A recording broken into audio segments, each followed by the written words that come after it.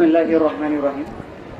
ঐতিহ্যবাহী ধনাকোষা উচ্চ বিদ্যালয় কর্তৃক আয়োজিত 2025 সনের এসএসসি পরীক্ষার্থীদের বিদায় অনুষ্ঠান ও ষষ্ঠ শ্রেণীর বরণ অনুষ্ঠানে সম্মানিত সভাপতি, অত্র স্কুলের সম্মানিত সুযোগ্য প্রধান শিক্ষক জনাব সুলতান মাহমুদ স্যার, উপস্থিত আছেন গোড়দার বিমুখী উচ্চ বিদ্যালয়ের সিনিয়র শিক্ষক জনাব রেফাজুদ্দিন স্যার, উপস্থিত আছেন প্রতিষ্ঠান সংলগ্ন ধনাকোষা সরকারি প্রাথমিক বিদ্যালয়ের সম্মানিত প্রধান শিক্ষিকা, অত্র ধনাকোষা উচ্চ বিদ্যালয়ের সম্মানিত শিক্ষক মণ্ডলী, ধনাকোষা উচ্চ বিদ্যালয় পরিচালনা পরিষদের সম্মানিত সদস্যবৃন্দ, সম্মানিত অতিথিবৃন্দ এবং স্নেহের ছাত্রছাত্রীরা, আসসালামু আলাইকুম।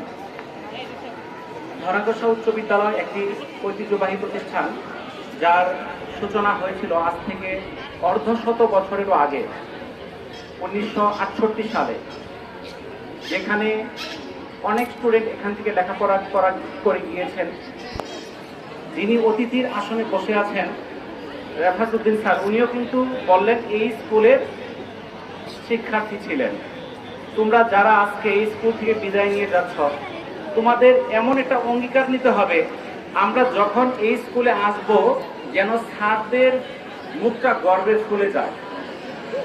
আমি চৌধুরী সবরুন্নেসা মহিলা কলেজে শিক্ষকতা করি। আমার কলেজে এবছর বিদ্যুৎসাহী সদস্য হয়েছে আমার ছাত্র। আর নকলা উপজেলার অধিকাংশ স্কুল কলেজ যেখানেই যায় আমার ছাত্র দু একজন আছে শিক্ষক হিসেবে। এরকম ভাবে তোমরাও লক্ষ্য নিবে যেন যখন আমরা আসব এই প্রতিষ্ঠানের মুখ যেন আলোকিত হয়, তোমাদের ছাত্রদের মুখ যেন আলোকিত হয়। সকল ক্ষেত্রেই দেখবে যে তোমাদের সফলতা দেখে মানুষ হিংসায় ফেটে যাবে, কিন্তু তোমাদের সফলতায় হিংসা করবে না কে? তোমাদের বাবা মা। আর তৃতীয় ব্যক্তি হলো তোমার শিক্ষক। তোমার শিক্ষক, তুমি যদি তোমার শিক্ষকের যে বড় অফিসার হও, তোমার শিক্ষকের বুকটা গর্বে ফুলে যায়। তাহলে তোমাদের প্রতি আমার আহ্বান থাকবে, তোমাদের যে সামনের সময়টা আছে সেই সময়টা তোমাদের জন্য অত্যন্ত গুরুত্বপূর্ণ। তোমরা এই এসএসসিতে তোমরা সর্বোচ্চ ভালো ফলাফলের লক্ষ্যে তোমরা যে প্রচেষ্টা নিয়েছো, যে চেষ্টা করেছো, তার প্রতিফলন ঘটাতে হবে।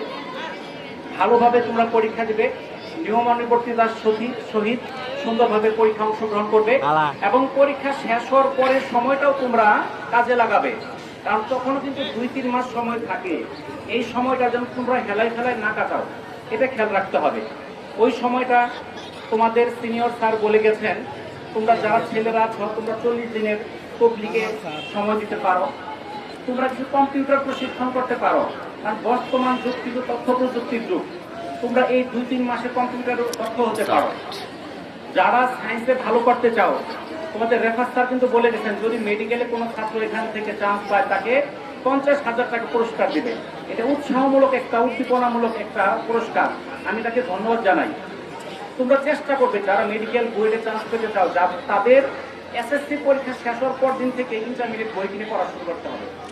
আর যারা এখানে ষষ্ঠ শ্রেণীতে আছো, যারা আসছো, তোমাদের লক্ষ্য একটাই, আমাদের স্যার যা বলবে এই কথাগুলো আমাদের মানতে হবে। কারণ স্যার নিজের সন্তানকে যেভাবে ভালোবাসে, যেভাবে দিক নির্দেশনা দেয়, ঠিক একইভাবে শিক্ষার্থীদের দিক নির্দেশনা দেয়। তোমরা স্যারদের কথাগুলো মেনে চলবে, তাহলে তোমরা ইনশাল্লাহ সফলতা অর্জন করবে। এই স্কুলে যিনি প্রধান শিক্ষক, উনি এখানে জয়েন করার পরেই আমি ওনার সঙ্গে এখানে যোগাযোগ করেছি। ওনার সঙ্গে কিন্তু এই প্রতিষ্ঠানে আসার আগে থেকে আমার সুসম্পর্ক। উনি একজন মননশীল মানুষ। উনি এই প্রতিষ্ঠানে প্রধান শিক্ষক হওয়ার পরেই ওনার মনের মধ্যে একটা আকাঙ্ক্ষা শুনছি যে প্রতিষ্ঠানটা যেন নকলা একটা ঐতিহ্যবাহী ভালো প্রতিষ্ঠানে আমি পরিণত করতে পারি। এই জন্য সমগ্র এলাকাবাসী এবং শিক্ষার্থী সকলের সাহায্য সহযোগিতা প্রয়োজন। শিক্ষার্থী তোমরা কিভাবে সাহায্য করবে?